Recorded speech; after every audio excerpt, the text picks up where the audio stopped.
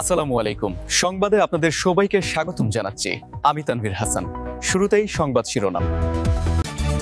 দ্বিরাষ্ট্র সমাধানই Israel ফিলিস্তিন সংঘাত নিরসনের একমাত্র পথ, পোপ লিও। গাজার উত্তরাঞ্চলে 4 ইসরায়েলি গুপ্তচর নিহত, জানালো হামাস। অভিবাসন আইন প্রয়োগে বহুমুখী কৌশল নিচ্ছেন ট্রাম্প।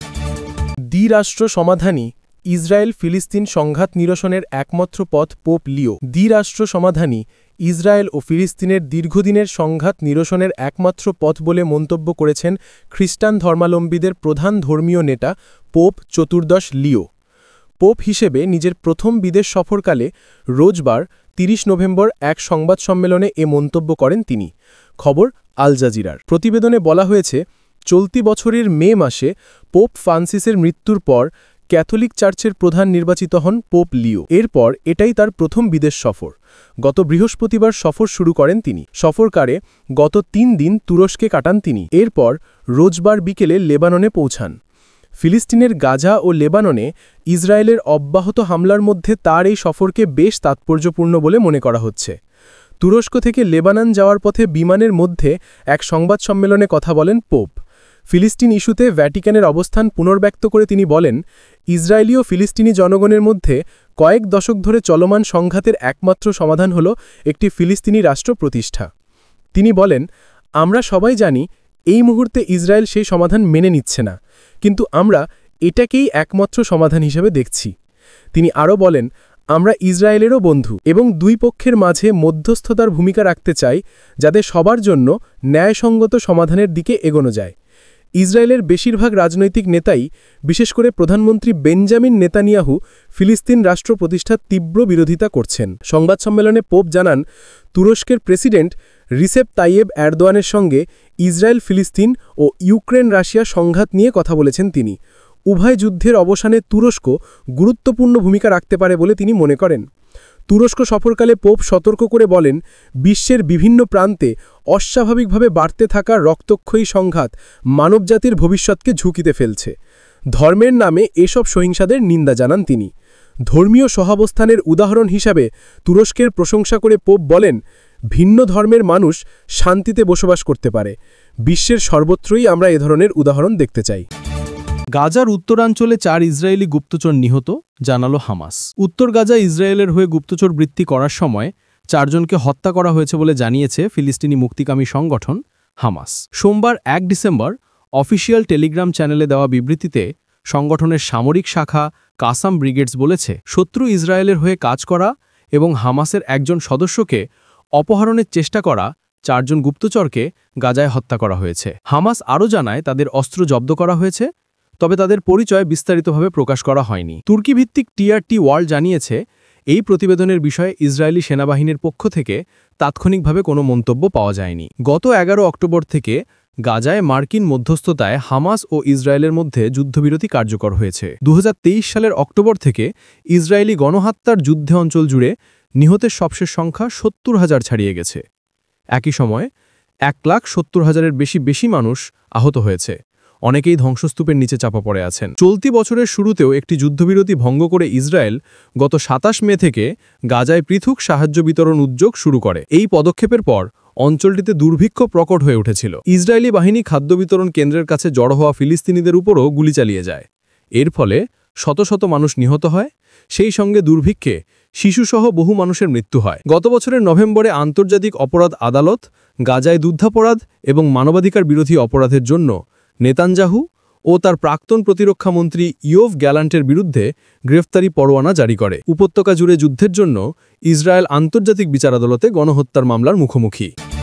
অভিবাসন আইন প্রয়োগে বহুমুখী কৌশল নিচ্ছেন ট্রাম্প। ডোনাল্ড ট্রাম্প দ্বিতীয়বার ক্ষমতা গ্রহণের পর অভিবাসীদের ওপর আরও বেশি কঠোর নীতি নিয়েছেন। ফলে যুক্তরাষ্ট্রের অভিবাসীরা মানসিক ও আর্থিক চাপের মুখে পড়েছেন। গত জুলাই মাসে যুক্তরাষ্ট্রে one big beautiful bill act পাশ হয়। এতে অভিবাসীদের বিরুদ্ধে কঠোর ব্যবস্থা গ্রহণের কথা বলা হয়। পরে ধাপে ধাপে অভিবাসন আইন প্রয়োগে বহুমুখী কৌশল বেছে নেন ট্রাম্প। অভিবাসীদের চাপে রাখতে ট্রাম্প আইনটির মাধ্যমে রেমিটেন্স কর আরোপের সিদ্ধান্ত চাপিয়ে দেন। অভিবাসন আইন প্রয়োগে ট্রাম্প এখন নতুন ব্যবস্থা গ্রহণ করছেন।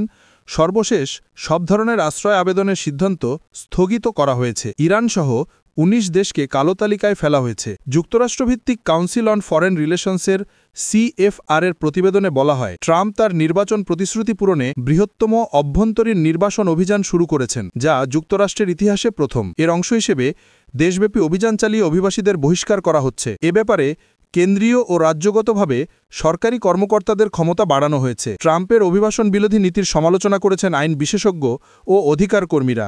তাদের ভাষ্য, ট্রাম্প প্রশাসনের আক্রমণাত্মক কৌশল অভিবাসীদের যথাযথ সুরক্ষা প্রক্রিয়া ক্ষুণ্ণ করেছে। এর মাধ্যমে ট্রাম্প তার ক্ষমতার অপব্যবহার করছেন বলেও তাদের মত। অভিবাসন সংক্রান্ত বড় ধরনের কঠোর ব্যবস্থা গ্রহণের লক্ষ্যে ট্রাম্প প্রশাসন 19 দেশকে লক্ষ্যবস্তু করেছে।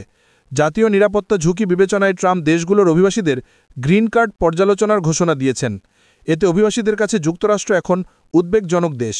দেশগুলো হল আফগানিস্তান, মিয়ানমার, চাদ, কঙ্গো প্রজাতন্ত্র, Guinea, Eritrea, Haiti, Iran, Libya, Sudan, Yemen, Burundi, Cuba, Laos, Sierra Leone, Togo, Turkmenistan ও ভেনেজুয়েলা। গত 26 নভেম্বর রহমানুল্লাহ লাকানওয়াল নামে একজন আফগান নাগরিক ওয়াশিংটনে 2 ন্যাশনাল গার্ড সদস্যকে গুলি করে। এরপরই ট্রাম্প প্রশাসন ওই 19 দেশকে কালো তালিকাভুক্ত করে। অনিশ্চয়তায় 2 লাখ ইউক্রেনীয়। ট্রাম্পের কঠোর অভিবাসন নীতির কারণে যুক্তরাষ্ট্রে প্রায় 2 লাখ ইউক্রেনীয় আইনি অনিশ্চয়তার মুখে পড়েছেন। রয়টার্সের প্রতিবেদন অনুসারে জো বাইডেনের চালু করা মানবিক কর্মসূচি প্রক্রিয়াকরণে ট্রাম্প প্রশাসনের বিলম্বের ফলে এই সংকট তৈরি হয়েছে। রয়টার্স 2 ডজন ইউক্রেনীয় সঙ্গে কথা বলেছে, যারা স্ট্যাটাস নবায়ন প্রক্রিয়াকরণে বিলম্বের কারণে তাদের ওয়ার্ক পারমিট ও চাকরি হারিয়েছেন। তাদের মধ্যে প্রযুক্তিকর্মী, স্কুল টিচার, ইন্টেরিয়র ডিজাইনার ও কলেজ শিক্ষার্থী রয়েছেন। অভিবাসন আইন প্রয়োগে নানা কৌশল। 1891 সালের অভিবাসন আইন আনুষ্ঠানিকভাবে একটি ফেডারেল কর্তৃপক্ষের উপর ন্যস্ত হয়। এবছরের জানুয়ারি থেকেই আদেশকে অনেক দূর এগিয়ে নিয়েছে ট্রাম্প প্রশাসন। তারা এমন একটি পদ্ধতি গ্রহণ করেছে যে একাধিক ফেডারেল সংস্থাকে আইন প্রয়োগের দায়িত্ব দেয়। আমেরিকান ইমিগ্রেশন কাউন্সিলের নীতি পরিচালক নয়না গুপ্তা মনে করেন, আমরা ট্রাম্প প্রশাসনের যে পদক্ষেপ দেখছি তা মূলত গণনির্বাসন এজেন্ডা বাস্তবায়নের কৌশল। ট্রাম্প দক্ষিণ আমেরিকান সীমান্তে জরুরি অবস্থা ঘোষণা করেছেন, সেখানে সামরিক মিতায়ন নেওয়ারও সুযোগ রাখা হয়েছে। ফলে আদালতের শুনানি ছাড়াই অনথিভুক্ত অভিবাসীদের নির্বাসন করার অনুমতি পাচ্ছেন অভিবাসন কর্মকর্তারা। শত শত অভিবাসীকে বহিষ্কার করে বিমানের মাধ্যমে গণনির্বাসন বাস্তবায়ন করা হচ্ছে। অন্যদিকে অভিবাসন আইন প্রয়োগের জন্য বেশ কিছু সংস্থার কর্তৃত্ব বাড়ানো হয়েছে। হোমল্যান্ড সিকিউরিটি সীমান্ত অপরাধ মোকাবেলায় 50টি রাজ্যে টাস্ক ফোর্স গঠনের নির্দেশ দিয়েছে। Immigration and customs enforcement ICE এবং অন্যান্য সংস্থাগুলোকে আটক ও বহিষ্কার অভিযানের ক্ষমতা দেওয়া হয়েছে। পাশাপাশি এই কাজ বাস্তবায়নে কয়েক বিলিয়ন ডলার অতিরিক্ত বরাদ্দ দেওয়া হয়েছে। ট্রাম্প অভিবাসন আইন প্রয়োগের পরিধিও বাড়িয়েছেন। জো বাইডেন ও বারাক ওবামা প্রশাসনের নীতিতে পরিবর্তন আনা হয়েছে। তাদের অধীনে অপরাধিক রেকর্ড পর্যালোচনা করা হতো। জাতীয় নিরাপত্তার জন্য হুমকি বলে বিবেচিত ব্যক্তিদেরই কেবল অপসারণের নিয়ম ছিল। আইন বিশেষজ্ঞ গুপ্তা সতর্ক করছেন, অভিবাসন নীতি পুনর্গঠনে ট্রাম্পের প্রচেষ্টা প্রেসিডেন্টের ক্ষমতার অপব্যবহার পর্যায়ে চলে যাচ্ছে। তিনি মনে করেন, 1798 সালের এলিয়েন এনিমিস অ্যাক্টের মতো শতাব্দী পুরাতন আইন প্রয়োগ মূলত ট্রাম্পের কর্তৃত্ব ফেলানোর একটা উপায়। ICEর ভূমিকায় পরিবর্তন। হোমল্যান্ড সিকিউরিটি বিভাগের বৃহত্তম তদন্তকারী শাখা হিসাবে ICE যুক্তরাষ্ট্রের অভ্যন্তরে ফেডারেল আইন প্রয়োগ করে থাকে। এই বিভাগ প্রধানত যুক্তরাষ্ট্রের কাস্টমস, অভিবাসন ও ব্যবসা সম্পর্কিত দায়িত্ব আঞ্জাম দেয়। কিন্তু ট্রাম্প প্রশাসন অভিবাসী আইন প্রয়োগে ICEর ক্ষমতা আরও বাড়িয়েছে। বিশেষজ্ঞরা বলছেন, ICE শুধু অভিবাসন আইন প্রয়োগ নয়, এখন বিভাগটি যুক্তরাষ্ট্রের অভ্যন্তরে কাস্টমস ও বর্ডার সুরক্ষার কাজও করছে।